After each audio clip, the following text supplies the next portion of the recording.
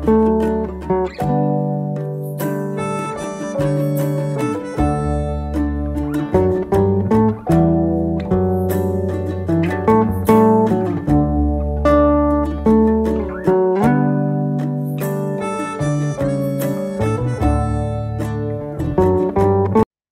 name is Aliza Kim. I am no different from any of you, but many would say I've experienced some extraordinary things. In my life, I have studied at some of the worst schools and also the best schools in the world. Had the chance to travel to more than a dozen countries, worked in jobs as varied as you could imagine. From a waitress to a member of senior corporate management, an in-demand model to a military interpreter. So, I would say that I have had quite a life sprinkled with interesting pockets of struggle, adventure, hardship, and a bit of glamour. In fact, I was on the cover of at least 2 magazines and the main feature in another 3 or 4. But this year is very different. For the past months, I purposely stayed away from the media and kept to myself in order to find myself. Although much of my work is still in high rotation on TV, my name is fading from the magazines, from the media, and from invitation lists. This year, I am surrounded by friends instead of cameras. This year, my heart has more peace than it has ever had. Why? I have found grounding, truth, sincerity, and tranquility in religion. In many ways, the events of my life are a blur. And it is a blur in my memory for good reason, to keep away pain, sadness, and a bad cycle of self-destruction. The experiences I had to endure year after year, and when I thought I was about to recover, I made some bad life decisions that derailed my life for several more years. I often pretended to be happy and confident to maintain status quo so no one would ask me anything, and I would not have to think about what haunted me. All of this is, of course, a formula for emotional disaster.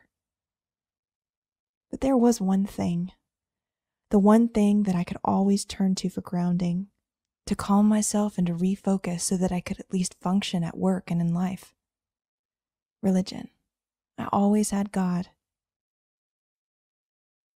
The beginning of last year began rather bright for me. I felt a newfound freedom because I was finally making progress in resolving some personal and family issues, and was looking forward to starting over on many levels. My career in media was going well, with both local and international assignments, so I felt like I wanted to experience new things and try out a different lifestyle. I was living a rather private, quiet, and humble existence doing my work and spending time at home till then. But because of a lifted burden, I tried being more outgoing, more social, found some hipster friends, started making rounds at the many events and parties around town, and even dabbled a bit in artistic photography where I showed more skin than I had ever before.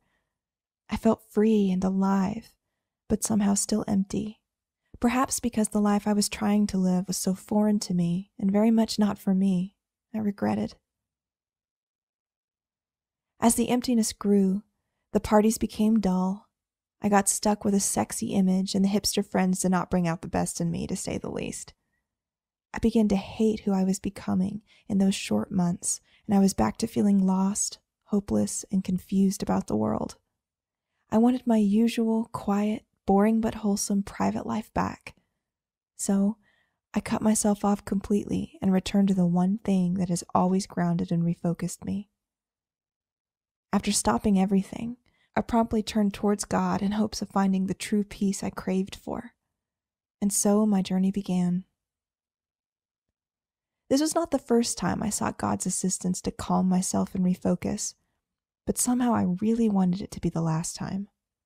The other times I would refocus just enough to survive my life, but this time I wanted God to be and remain the guide of my life. I wanted religion to be a lifestyle choice for me, not just an element of my life. As an undergraduate student, I studied at a Jesuit college where there were still brown-robed monks teaching and tending campus grounds. It was mandatory for students to take Christian theology classes as part of the curriculum. In one of those classes, the Jesuit who was lecturing taught something that I never forgot. The Bible was put together by a pope. Later on, I found out that the chapters of the Bible were also chosen or rejected, and there were many conflicting versions. If the Bible was put together by a man or a group of men and different versions conflicted, then what about the religion itself? I had to know. I wanted to know because I wanted to be a good Christian who follows God's commands, not what was chosen by a man or a group of men sometime in the past. At this point, I want to give my utmost respect to my dear Christian friends and family members who may be reading and let you know that I know how beautiful some of the Christian teachings are. I am very proud of the Christian upbringing I received. I am grateful for the values and ideologies Christianity has instilled in me. And I still love the teachings and life of Jesus till this day. However, the more I looked into history, the more I understood that Christianity and the theories and belief we now hold were put together by a group of men. The more I learned about how much struggle there was to get some concepts like the Trinity approved and accepted, shows me that it was just simply that, a concept. And in fact, it has been proven to be a theoretical creation and has now been taken out of most reprints of the modern Bible. The more I found out about Paul, or Saul, the supposed author of the New Testament, the more compelled I felt to keep researching and searching for the truth. After some time, I concluded that what I needed to do was take a look at the religion that was practiced by Jesus, David, Abraham, Moses, Noah, and so on. I was completely absorbed with the teachings of Islam from the start. Islam simply means to submit to the one and only God. And a Muslim is someone who submits to the one and only God. When I learned that, I thought, well, that means every person from the 3 Abrahamic religions is a Muslim and is practicing Islam then. Well, in a way, yes, but not quite, because in Islam, there is not only an emphasis on the oneness of God, but also that since there is only one God, there must also logically be only one correct way to worship God as well. Uh-oh, this is starting to look like what I've been looking for. As I kept reading, I found myself easily understanding the stories of the prophets of Islam because they were the same prophets that I grew up learning about in the Christian Bible.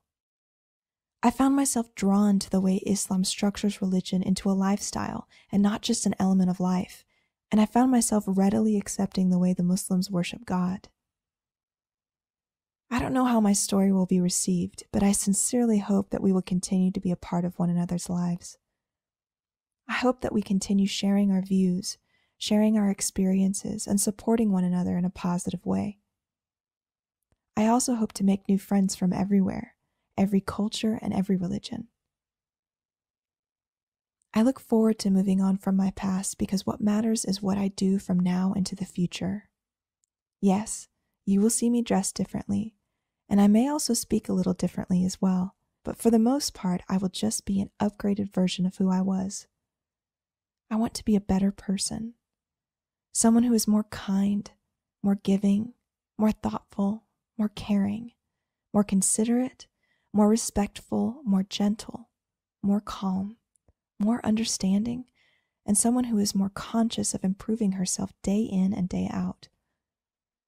I really have to thank my wonderful parents for the love, care, and understanding they have given me.